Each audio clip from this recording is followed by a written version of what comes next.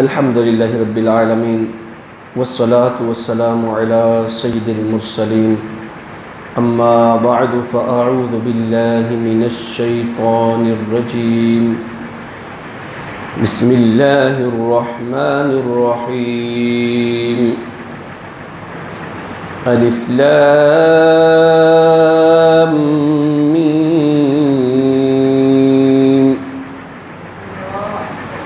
ज़ालिकल किताबु ला रैब फ़ीहि हुदन लिलमुत्तक़ीन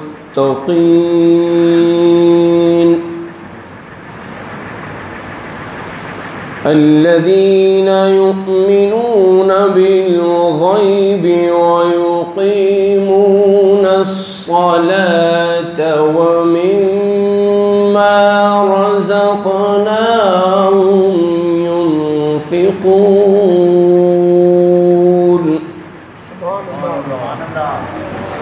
والذين يؤمنون بما أنزل إليك وما أنزل من قبلك وبالآخرة هم يوقنون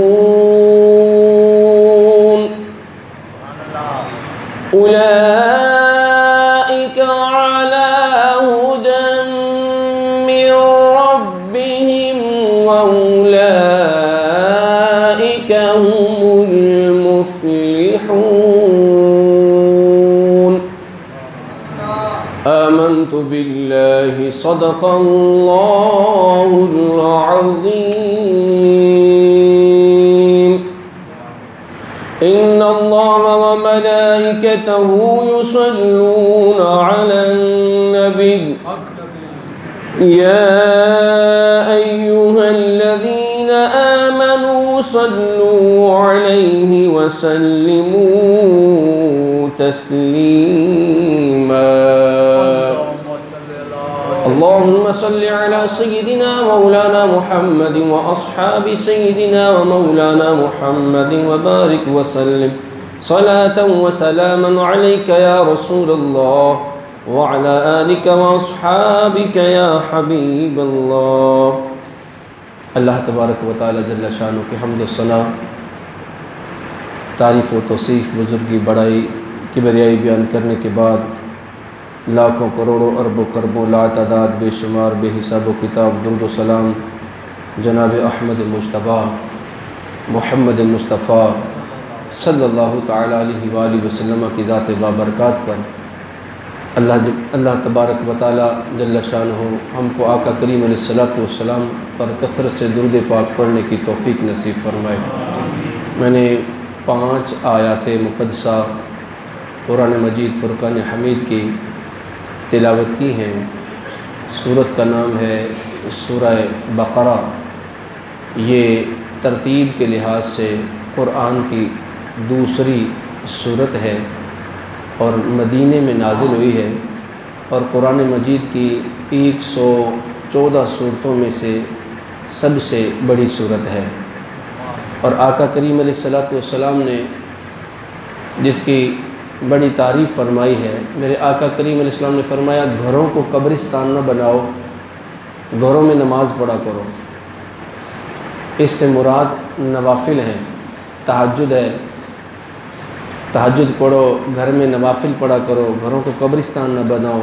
और फरमाया कि क़ुरआन की तिलावत किया करो। जिसने सूरह बक़रा की घर में तिलावत की, शैतान उस घर से भाग जाता है।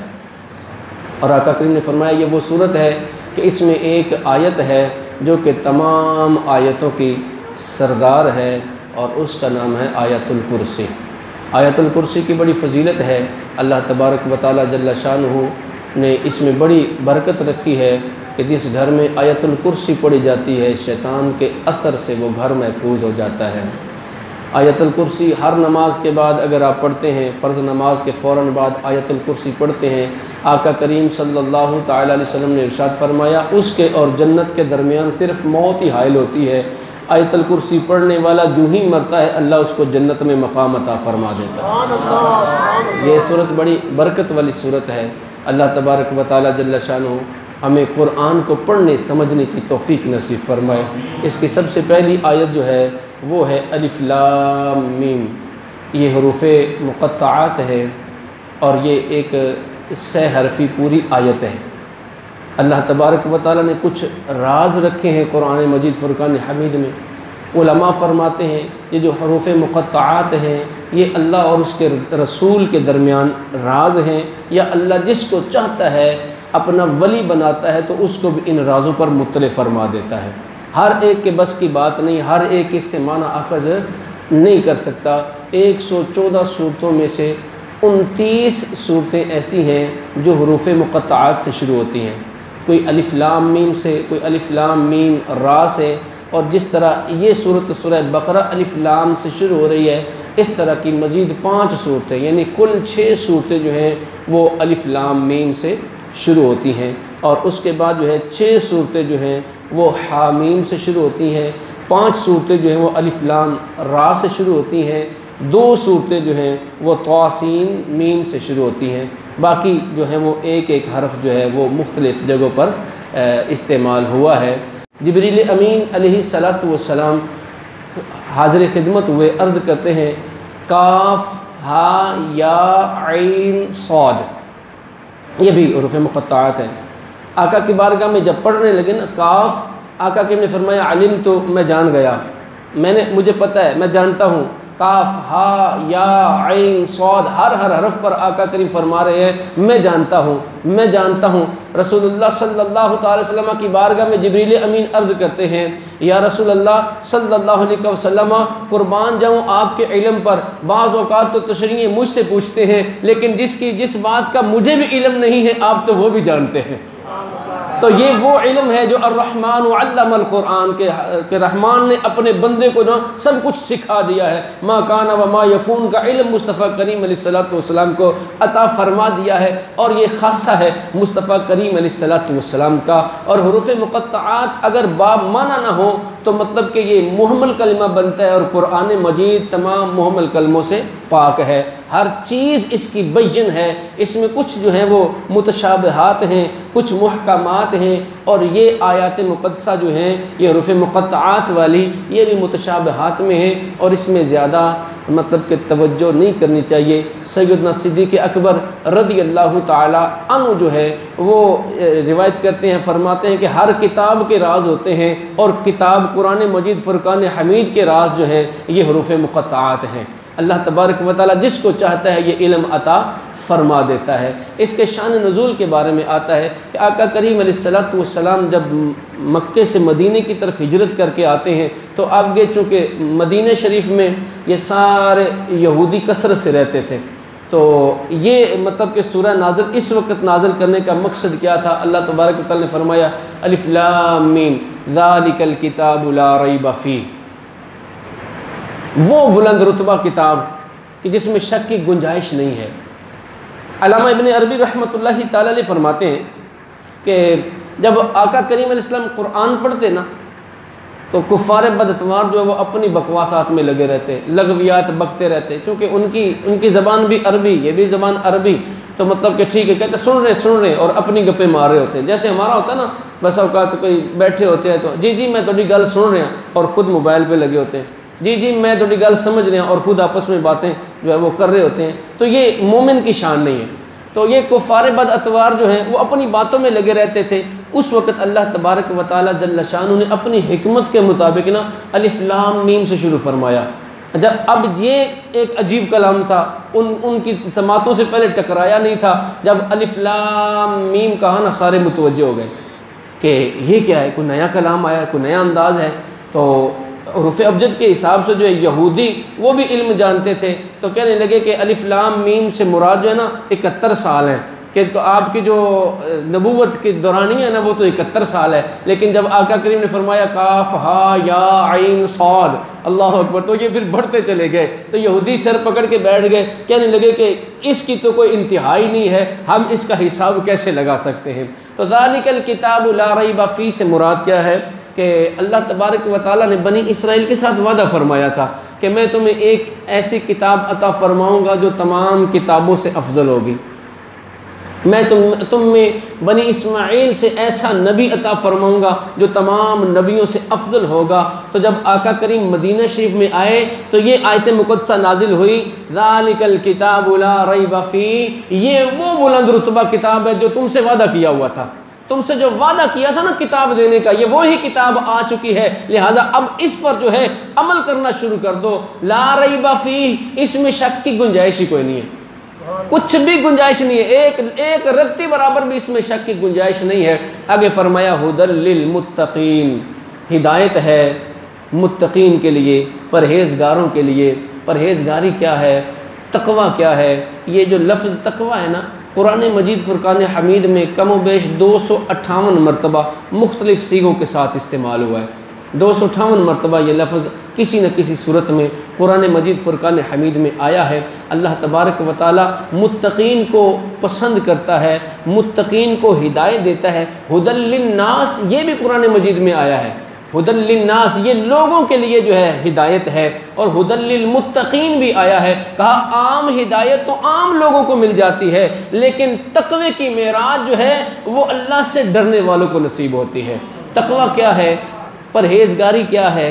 परहेज़गारी नेकी की तरफ अपने दिल को माइल करना, गुनाह से अपने आप को बचाना, ये तक़वा कहलाता है। इसी तरह जो है अल्लाह तबारक व तआला जल्ल शानुहु से डर कर उसने जिस चीज़ का हुक्म दिया है उसको करना, और जिस चीज़ से अल्लाह ने मना किया है उससे मना हो जाना, इसका नाम तकवा है। मुस्तफ़ा करीम अलैहिस्सलातु वस्सलाम की सुन्नतों पर अमल करने वाला मुत्तकी है, नेकी करने वाला मुत्तकी है, हराम को छोड़ देने वाला, हलाल को अपना लेने वाला वो मुत्तकी है। और इसकी मिसाल इस तरह देते हैं कि तकवा है क्या?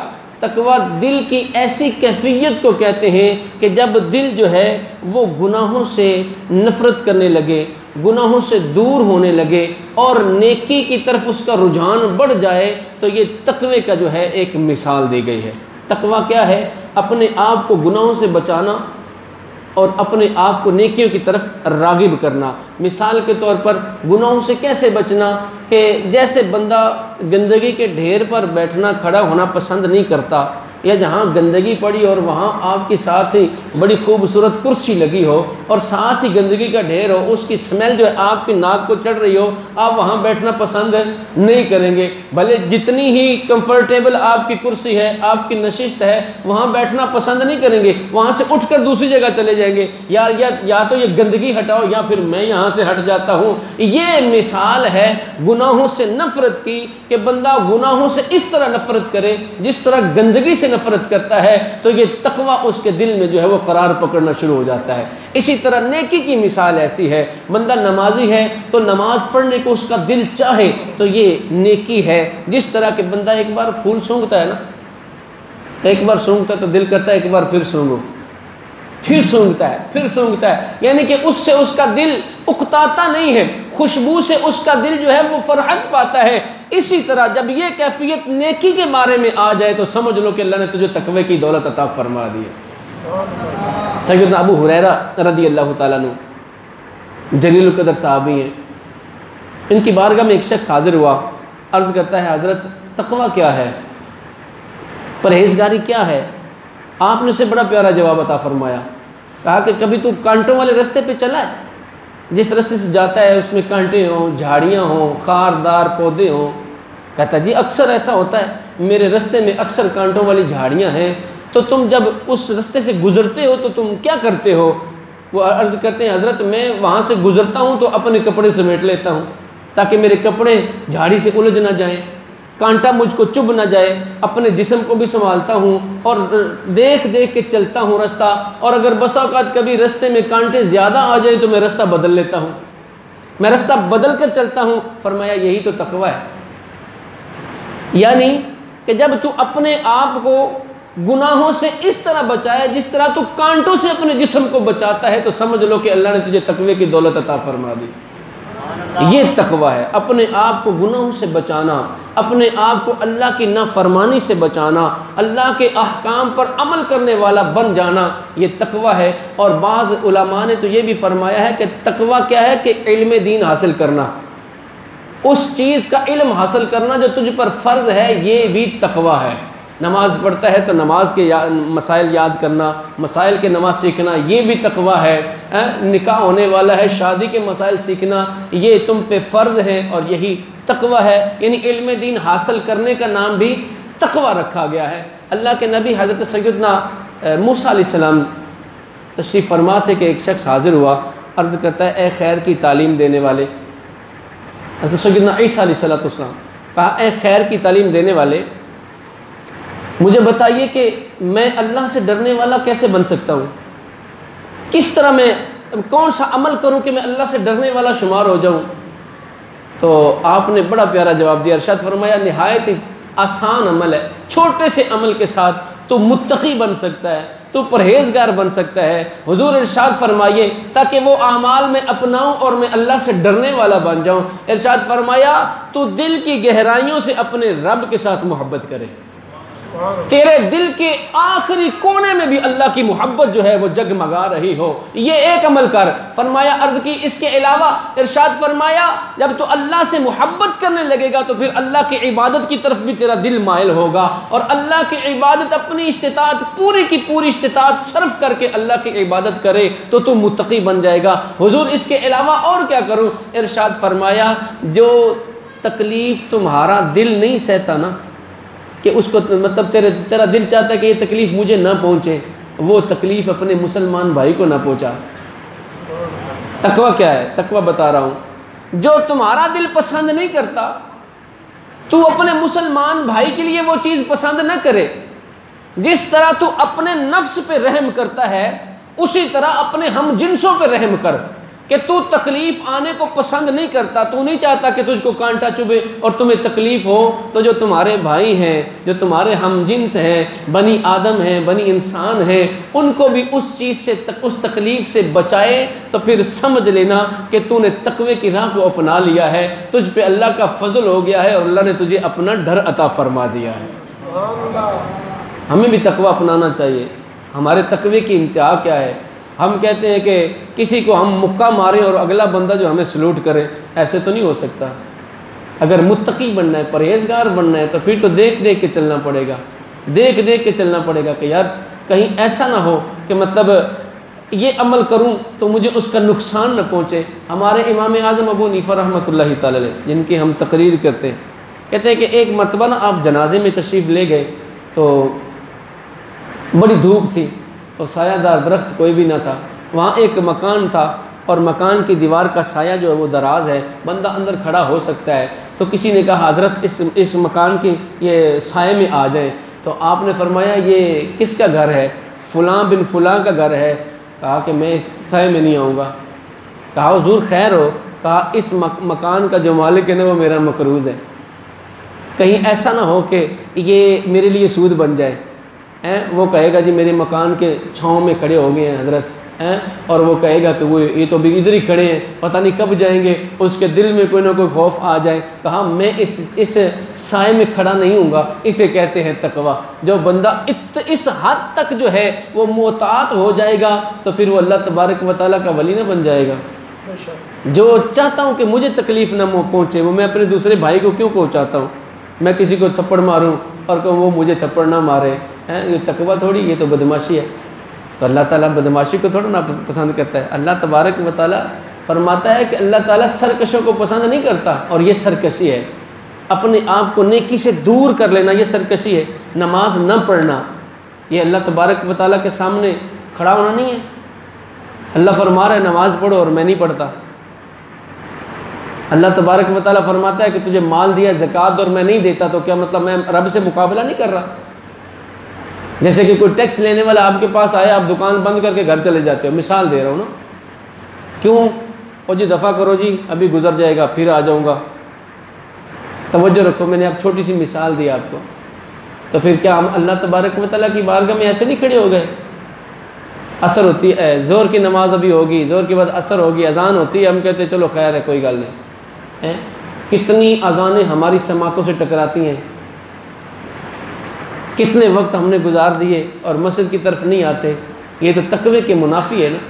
अल्लाह करे कि हम तकवा इख्तियार करने वाले बन जाएं। अल्लाह तबारक व तआला जल्ल शानहू हमें तकवे की दौलत अता फ़रमाए। तो अल्लाह से डरना, अपने आप को गुनाहों से बचाना, ये तकवा है। अल्लाह तबारक व तआला जल्ल शानहू इरशाद फरमाता है, अल्लज़ीना युमिनूना बिल गैबि व युक़ीमूनस्सलाता व मिम्मा रज़क़नाहुम युनफ़िक़ून। अल्लज़ीना वो लोग, युमिनूना जो ईमान लाते हैं, बिल गैब गैब पर। गैब किसे कहते हैं? सबसे पहले ईमान का लफ्ज़ इस्तेमाल हुआ। अल्लज़ीना युमिनूना, ईमान लाने वाले। ईमान किसे कहते हैं? आम लफ्ज़ी माना इसका है तस्दीक करना, मान लेना। कोई भी चीज़ आप मान लो कि ये, मैं कहता हूँ ये मकान है, आप कहते हैं ठीक है ये भी ईमान है, क्या आप मान गए? लेकिन शरई इस्तिलाह में क्या है? अल्लाह तबारक व तआला जल्ल शानहू के वो अहकाम जो मुस्तफ़ा की ज़बान से आपको मिले हैं, सबको मान लेना, उसके दिल से तस्दीक कर लेना और ज़बान से इकरार कर लेना, ये ईमान है। बात समझ में आई है? ईमान अल्लाह के तमाम अहकाम को दिल से मान कर ज़बान से उसकी तस्दीक कर देना, इस चीज़ का नाम ईमान है। और गैब किसे कहते हैं? हर वो चीज़ जो हमारी आँखों से ओझल है उसको हम गैब कहते हैं, जो हमें नज़र नहीं आ रही। मेरे पीछे मिंबर है लेकिन मुझे नज़र नहीं आ रहा, मेरे लिए ये गायब है। और आप सामने जो मेरे लिए बैठे हैं, आप मतलब कि मेरे सामने हाजिर हैं, ये गायब है और ये हाजिर है। तो इस्तिलाह शरअ में गैब किसे कहेंगे? हर वो हुक्म जो अल्लाह ने अपने महबूब अलैहिस्सलाम पर उतारा और उसका इल्म दिया और मुस्तफ़ा ने हमें बताया, उसको मान लेना, ये गैब है। जैसे कि अल्लाह तबारक व तआला को हमने देखा नहीं है, रसूलुल्लाह ने बताया, हमने मान लिया। जन्नत हमने देखी नहीं है, अल्लाह के रसूल ने बताया, हमने मान लिया। दोज़ख हमने देखी नहीं लेकिन अल्लाह के महबूब ने बताया, हमने मान लिया। फरमाया हिसाब कब्र होगा, हमने देखा नहीं, हमने मान लिया। फरमाया कब्र से उठना है, मरने के बाद उठना है, हमने इसको मान लिया। और इसको कहते हैं ईमान बिल गैब। जो ज़ाहिर चीज़ नज़र आ रही हो उसका मान लेना आसान है, उसके मुकाबले में कि जो चीज़ हमें नज़र नहीं आ रही। हम देखें कि ये सामने दरवाज़ा है और आपने मान लिया जी वाकई नज़र तो आ रहा है। मैं कहूँ कि इसके दरवाज़े के पीछे 2, 3, 4 दरवाजे और हैं, आप कहेंगे कि हो सकता है कि अंदर गए हों, इन्होंने देखा हो, चलो इनके कहने पे मान लेते हैं। इसके मुकाबले में वो चीज़ मानना जो है वो ज़रा मुश्किल होती है, और जो चीज़ मुश्किल होती है मुस्तफ़ा करीम ने फरमाया उसका अजर उतना ज़्यादा होता है। किस तरह? रसूलुल्लाह सल्लल्लाहु अलैहि वसल्लम की एक बड़ी प्यारी हदीस पाक आपको सुनाता हूँ, इंशाल्लाह आपका ईमान ताज़ा हो जाएगा। इंशाल्लाह वही ईमान जो रसूलुल्लाह ने हमको अता फरमाया, ईमान ताज़ा करना है। ज़रा तवज्जो से बैठिएगा। रिवायत में आता है, तबरानी में ये रिवायत जो है वो नकल की गई है कि रसूलुल्लाह सल्लल्लाहु ताला अलैहि वसल्लम तशरीफ़ फरमा थे। असहाबे रसूल से पूछा कि पानी है? अर्ज़ की नहीं हुजूर, पानी ख़त्म हो गया है। रसूलुल्लाह सल्लल्लाहु अलैहि वसल्लम ने फरमाया कि मिशकेज़ा है जिसमें पानी डालते हैं? हाँ या रसूलल्लाह वो है। फरमाया ले आओ। रसूलुल्लाह सल्लल्लाहु अलैहि वसल्लम ने उस मिशकेज़े के अंदर अपना हाथ दाखिल किया और हाथ को ऊपर उठाया और यूँ उंगलियाँ खोल दी। यूँ उंगलियाँ खोली ना तो उंगलियों से पानी के चश्मे जारी हो गए। जिस तरह के मूसा अलैहिस्सलातु वस्सलाम अपना आसा ज़मीन पर मारते थे और चश्मे जारी हो जाते थे, ज़मीन से पानी का निकल आना इतना ताज्जुब खेज़ नहीं है जितना ताज्जुब खेज़ मुस्तफ़ा करीम की उंगलियों से पानी का जारी हो जाना है। रसूलुल्लाह सल्लल्लाहु अलैहि वसल्लम ने इरशाद फरमाया, बिलाल लोगों में ऐलान कर दो कि आओ और अपनी अपनी ज़रूरतें पूरी कर लो। जिसने वज़ू करना है वो वज़ू कर लो, जिसने पानी पीना है वो पानी पी लो। अब्दुल्ला बिन मसऊद रज़ियल्लाहु ताला अन्हु कहते हैं मैंने तो वज़ू किया हुआ था, मैं चलो थोड़ा सा तबर्रुक हासिल कर लूँ। उन्होंने पानी पी लिया। असहाबे रसूल ने वज़ू किया। जब तक वज़ू होता रहा रसूलुल्लाह सल्लल्लाहु अलैहि वसल्लम की उंगलियों मुबारकों से जो है वो पानी जो है उसके चश्मे जारी रहे। जब सब वज़ू करके फ़ारिग हो गए, रसूलुल्लाह सल्लल्लाहु ताला अलैहि वसल्लम ने जो है नमाज फ़जर उनको पढ़ाई। नमाज फ़जर पढ़ाने के बाद आपने रुख रोशन जो है वो अपने असहाब की तरफ फेरा, गोया कि जैसे बदली के अंदर से 14वीं का चाँद निकलता है और हर तरफ जो है वो जगह को मुनव्वर कर देता है। रसूलुल्लाह ने जब अपना रुख अनवर फेरा तो गोया कि वो रोशनी फैल गई और फिर असहाब रसूल के चमकते हुए चेहरे ऐसा था कि जैसे 14वीं का चाँद हो और उसके इर्दा गिर्द जो है वो सितारे हाला बना के बैठे हों। क्या ही नूरानी मंजर होगा, क्या ही पुरबहार मंजर होगा कि जब रसूलुल्लाह सल्लल्लाहु अलैहि वसल्लम सामने बैठे होंगे। असहाब रसूल जो हैं वो रसूलुल्लाह के चेहरे की ज़ियारत कर रहे होंगे। आका करीम रऊफ़ुर रहीम सल्लल्लाहु ताला अलैहि वसल्लम ने इरशाद फरमाया, ऐ मेरे सहाबा, मैं तुमसे एक सवाल करना चाहता हूँ, ज़रा अपना अपना जवाब तो दो ना। इरशाद फरमाया, तुम में से, लोगों में से सबसे किसका ईमान जो है वो अजीब तर है, किसका ईमान काबिल रश्क है। असहाब रसूल परवाना शम्म रिसालत के परवानों ने जो है अर्ज़ की, या रसूल अल्लाह सल्लल्लाहु अलैहि वसल्लम, हमारे ख़्याल में तो फ़रिश्तों का ईमान जो है ना वो काबिल रश्क है, वो तो बड़ा मुतअज्जब है। लेकिन आका करीम ने फरमाया, कैसे उनका ईमान जो वो कैसे काबिल रश्क हो जाता है, जबकि वो अल्लाह जल्ला शानहू की रहमत के कुर्ब में रहते हैं। अल्लाह तबारक व तआला जल्ला शानहू ने उनको मुशाहिदात अता फरमाए हैं, वो सारा कुछ देख रहे हैं, तो उनका ईमान कैसे मुताज्जिब हो सकता है। अर्ज़ की, या रसूल अल्लाह सल्लल्लाहु अलैहि वसल्लम, फिर इसके बाद अगर किसी का ईमान काबिल रश्क है तो वो अल्लाह के नबी रसूल ही हैं।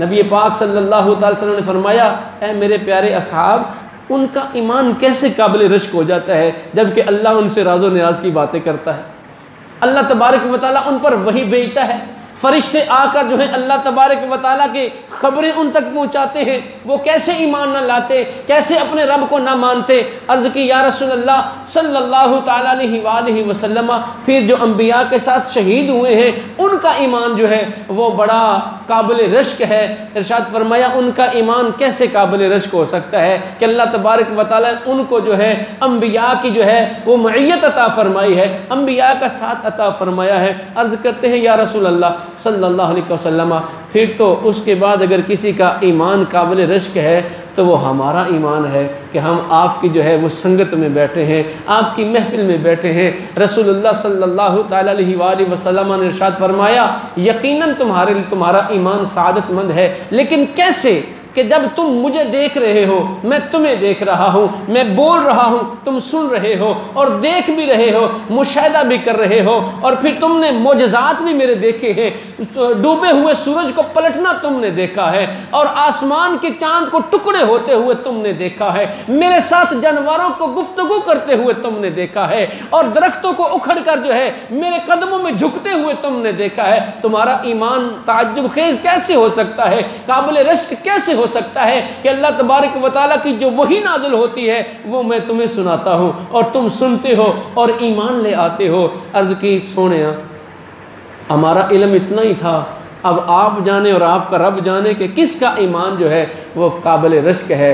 ज़रा अपने दिलों को थामो और सुनो कि काबिल रश्क ईमान किसका है। रसूलुल्लाह सल्लल्लाहु ताला अलैहि वसल्लम ने इरशाद फरमाया, ए मेरे सहाबा, तुम मेरे साथ मौजूद हो, मैं तुम्हारे साथ मौजूद हूँ, तुमने मुझे देखकर सुनकर ईमान लाया, लेकिन तुम्हारे बाद, मेरे बाद और तुम्हारे बाद कुछ ऐसे लोग आएंगे जो जिनके हाथ में सिर्फ वर्क होंगे, जिनके हाथ में सिर्फ किताब होगी, उस किताब में लिखा होगा कि मोहम्मद मुस्तफ़ा आखिरी नबी है, वो कहेंगे हमने मान लिया।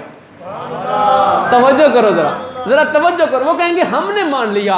वो कहेंगे, उन किताब में लिखा होगा कि मोहम्मद मुस्तफ़ा का चेहरा रोशन था, वो कहेंगे देखा नहीं लेकिन हमने मान लिया। वो कहेंगे मुस्तफ़ा की जुल्फ़ें ऐसी थी, वो कहेंगे देखा तो नहीं लेकिन हमने मान लिया। रसूलुल्लाह ने इस चीज़ से मना किया है, कहेंगे नहीं नहीं, जिसको मेरे आका ना पसंद करें उसको मैं पसंद कैसे कर सकता हूँ। और वो कहेंगे कि रसूलुल्लाह ने ये काम किया, वो दीवाना वार उस तरफ लपक जाएंगे और उस पर अमल करना शुरू कर देंगे। वो मुझे देखेंगे नहीं लेकिन सिर्फ मेरी पहुंची हुई बात पर जो है वो मान जाएंगे। उनका ईमान जो है वो ताज्जुब खेज ईमान है।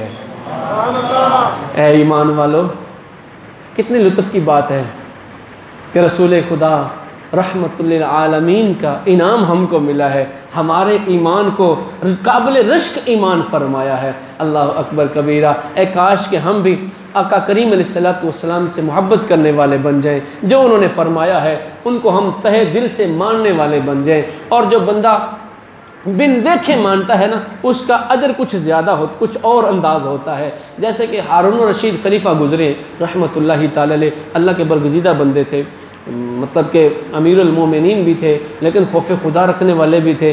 तो उनकी ज़ौजा का नाम है ज़ुबैदा, बड़ी मशहूर है, बड़ी अल्लाह वाली थी, नेक रूह, मतलब नेक सीरत, खूबसूरत औरत थी, जिन्होंने मतलब के एक नहर भी बनाई थी मक्कातुल मुकर्रमा में हाजियों को पानी पिलाने के लिए। अभी भी उसके आसार वहाँ पर जो हैं वो बाकी हैं। कहते हैं कि बहलोल दाना का ज़माना था, तो सैर करने के लिए निकले हुए थे। ज़ुबैदा खातून की नज़र पड़ी ना हज़रत बहलोल दाना पर, तो उनके पास चली गई।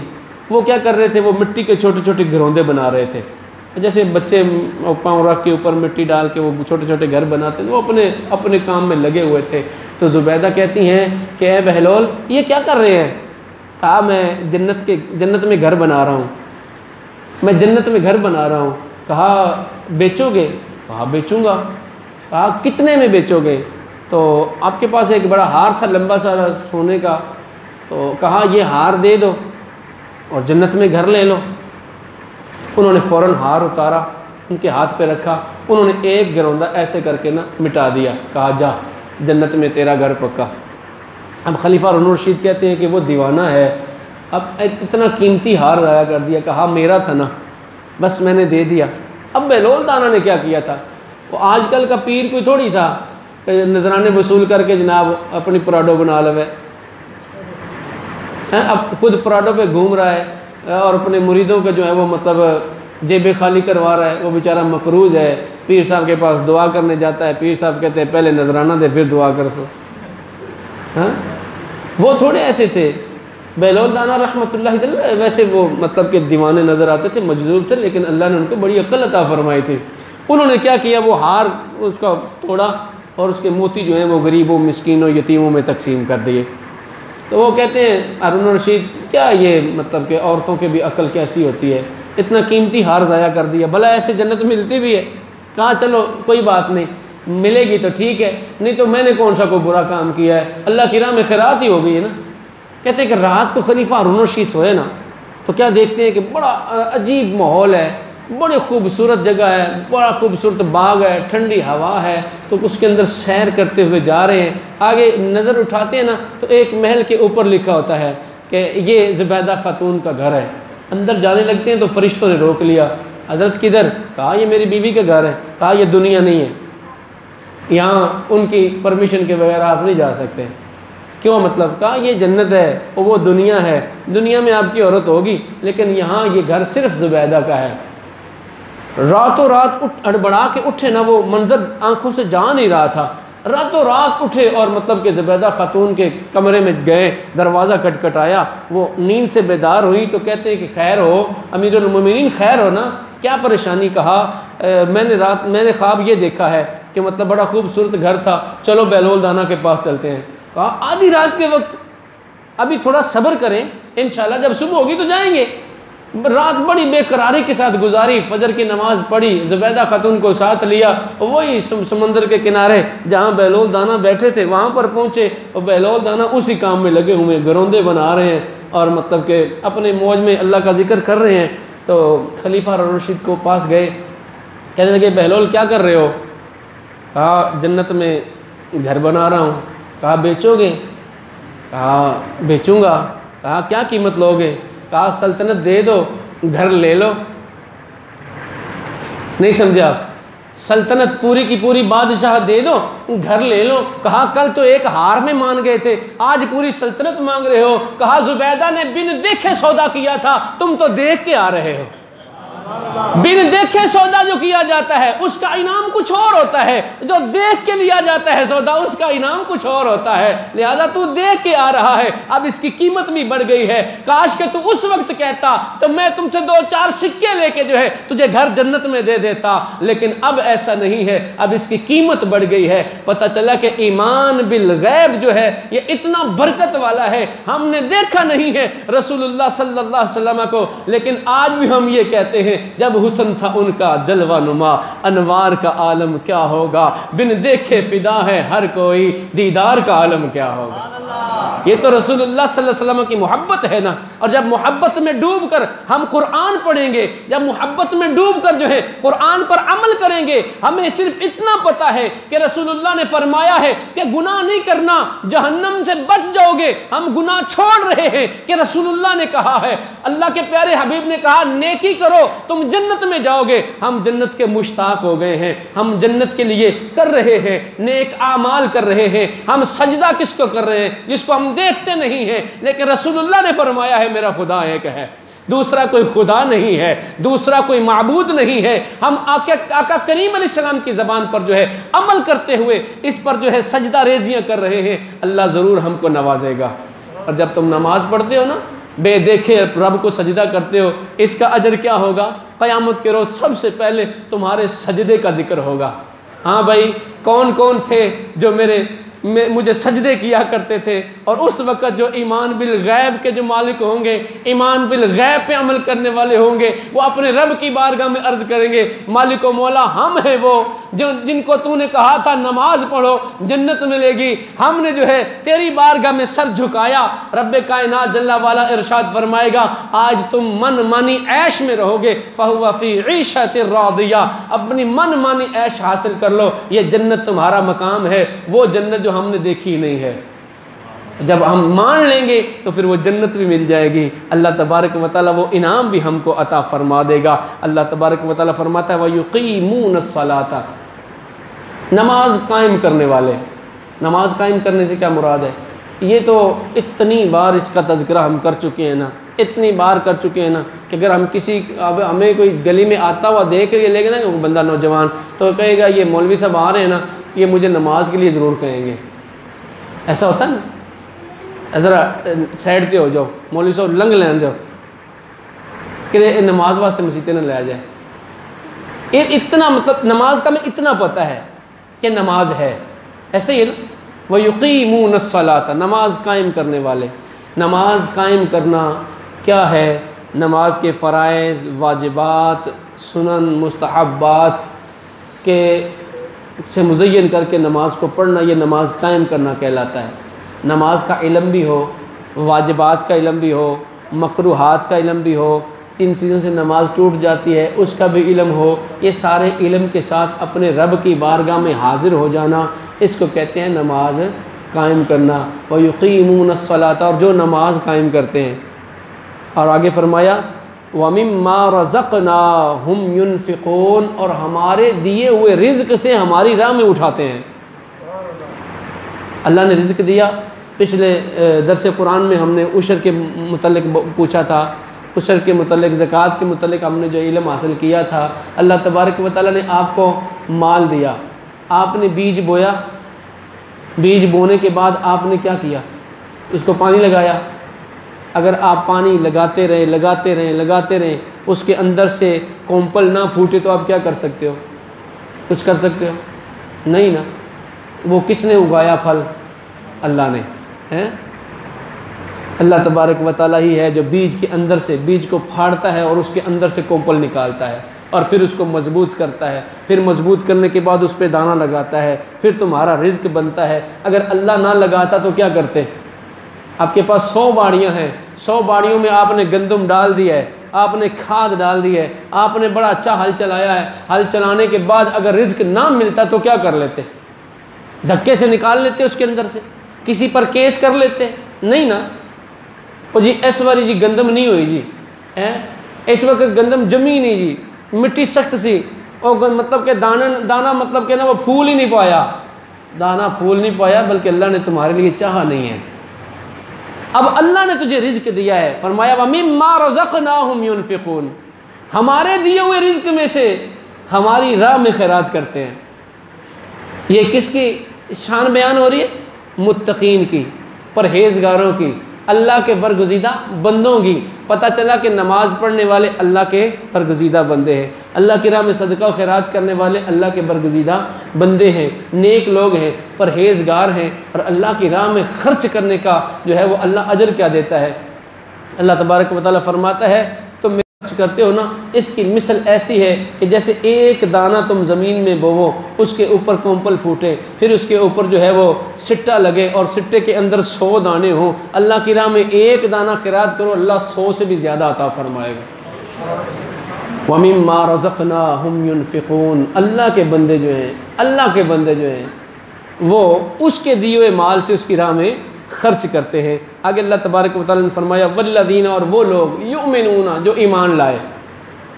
पहले ईमान बिल गैब था, अब आगे फिर ईमान वालों की दूसरी सिफत जो है वो बयान हो रही है।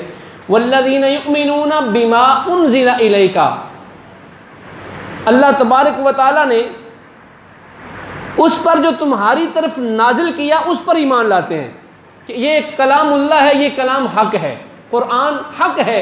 और फरमाया इसके बाद अल्लाह तबारक व तआला ने जो नाजिल किया तुमसे पहलों पर, उसको देखा नहीं है, उसको देखा नहीं है, वो ज़माना नहीं पाया, लेकिन आपने कह दिया कि अल्लाह ने तौरात उतारी, इंजील उतारी, ज़बूर उतारी, सहाइफ उतारे, उस पर भी ईमान ले आते हैं। और मोमिन की शान ये है कि वो अल्लाह तबारक व तआला पर ईमान लाता है। आमनतु बिल्लाहि पढ़ते हैं आप, व मलाइकतिही व कुतुबिही व रुसुलिही वल यौमिल आखिरी वल क़द्रि खैरिही व शर्रिही मिनल्लाहि ताला वल बाअसी बादल मौत। बस ये ईमान की असास है, ये ईमान की बुनियाद है। इसे कहते हैं ना हम, ईमान की सिफ़तें क्या है, ईमान मुफस्सल, ईमान मुजमल, ये हम पढ़ते हैं, बच्चों को याद करवाते हैं। ए काश के कभी थोड़ा सा गौर करके इसके अंदर जो हमें बयान किया जा रहा है उस पर भी हम अमल करने वाले बन जाएँ।